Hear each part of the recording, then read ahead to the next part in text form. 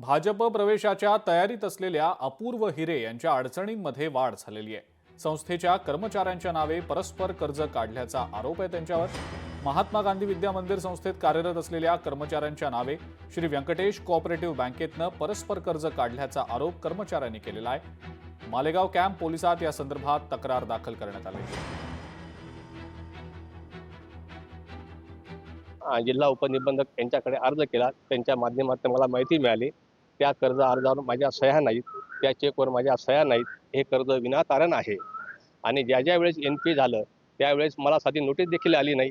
म्हणजे हे कर्ज पूर्णपणे बनावट खोटं आहे आणि या ठिकाणी संचालक मंडळाने स्वतःच्या अधिकारात शिक्षण संस्थेचा व बँकेचा पदांचा गैरवापर करून हे कर्ज काढलेलं आहे। माझ्यासह इतर अनेक कर्मचाऱ्यांच्या नावाने हे कर्ज देखील काढलेलं आहे। कर्मवीर भाऊसाहेब हिरे पतसंस्था, महिला नाशिक जिल्हा महिला बँक या ठिकाणी अशाच कर्ज काढल्याची मला शंका आहे। याबाबत मी लेखी तक्रार देखील संबंधित विभागांना दिलेली आहे। त्याच्यात माझं जे बनावट कर्ज यांनी काढलं असेल त्यांची सखोल चौकशी होऊन दोषींवर कडक कारवाई व्हावी।